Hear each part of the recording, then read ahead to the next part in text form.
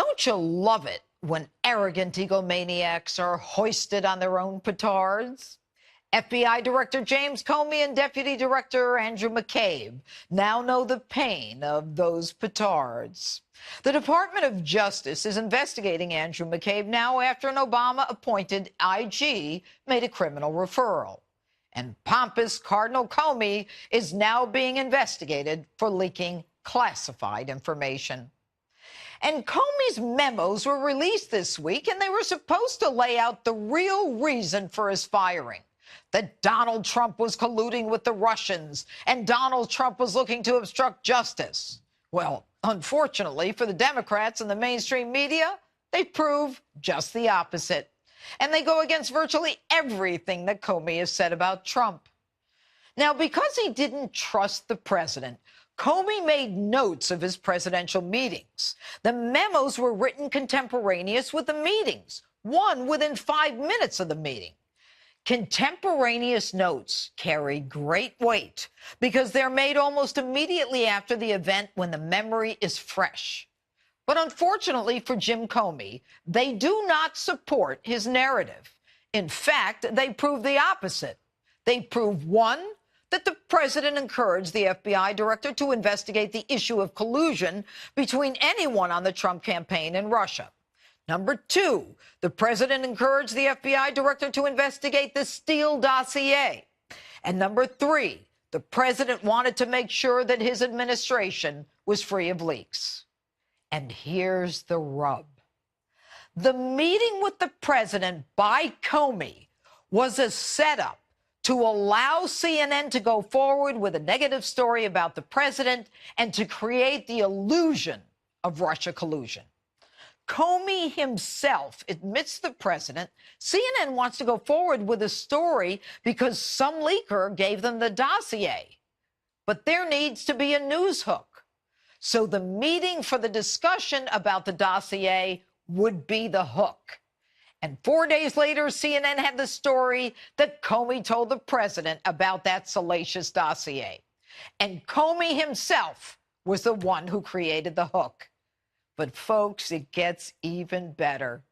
James Clapper, the man I told you last week that Jim Comey said he admires most in government, who we already know is a liar based on his "we don't spy on Americans," well, not wittingly at least.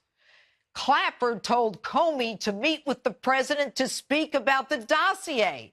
Comey is dumb enough to admit it in the memo.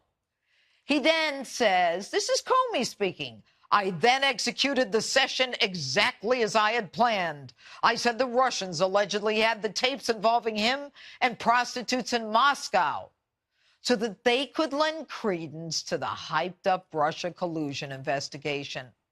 Trump, however, interjects, saying, "There were never prostitutes." Comey lied and said the FBI is keeping a close hold on that dossier, so there would be no excuse for it to expose this story. So let me make it real simple. Clapper tells Comey to meet with the president to alert him about the prostitutes, which is a pretext to create a news hook so that CNN can leak the story about the prostitutes. But once Comey is fired, he decides he's going to leak information to get to the New York Times now that the Department of Justice is looking at that leak of classified information. My judgment was I needed to get that out into the public square, and so I asked a friend of mine to share the content of the memo with a reporter. Didn't do it myself for a variety of reasons, but I asked him to because I thought that might prompt the appointment of a special counsel. And so I asked a close friend of mine to do it. Jim, you're the head of the FBI. You told the president in that memo repeatedly, your memos, that the president wasn't under investigation. You get fired. Now you need to put things in the public square to get a special counsel? Why? Your memo, the first one, was actually sent to the FBI, to McCabe and company. And since there clearly wasn't anything criminal in that memo, then what's with your hogwash about your need to get information into the public square to get a special counsel appointed? Jim, it's so obvious. You're fired and you're mad.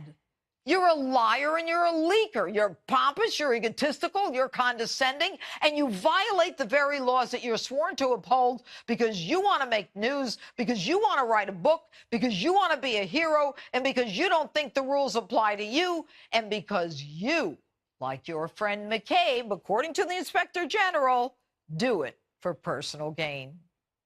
Newsflash. You didn't have a right to leak that information.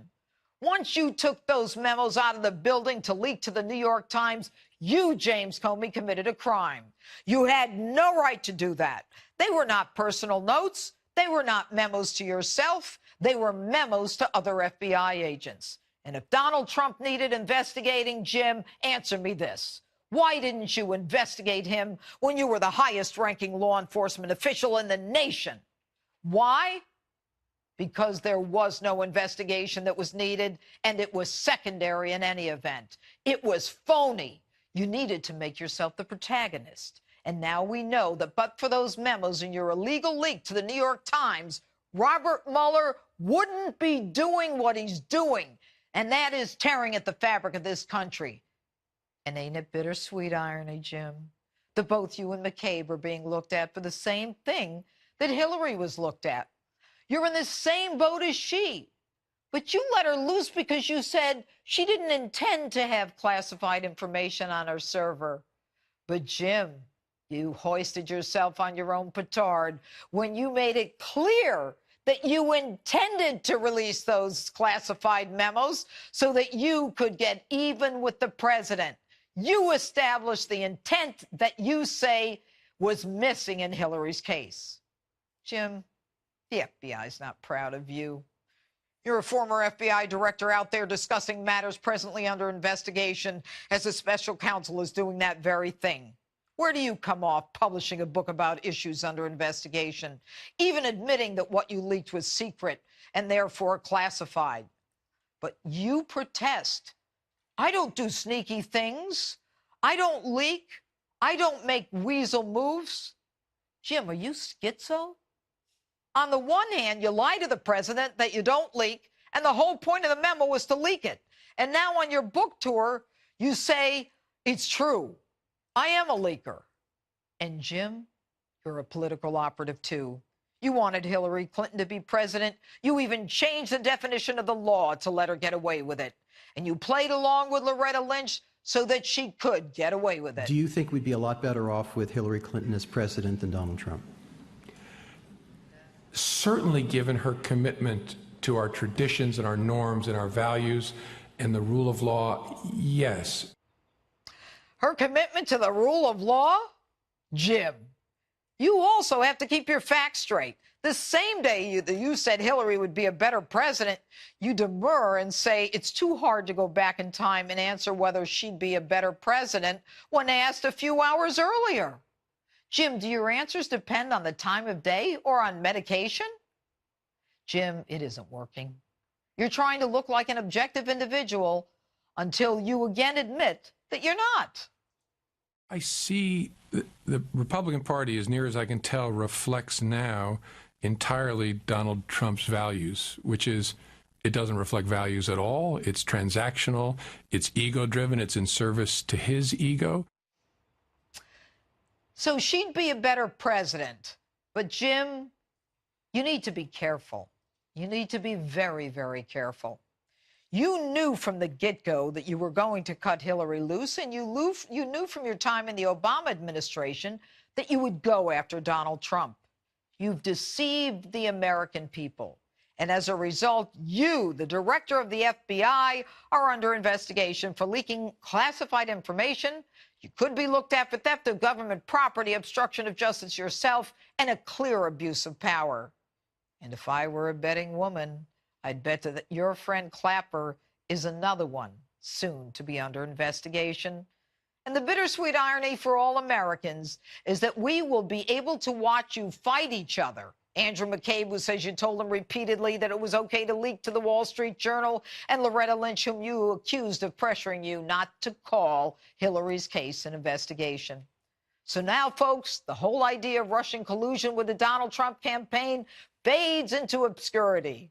We now know And we now see the deep state doing what it does best. State actors protecting each other and like-minded members of the system.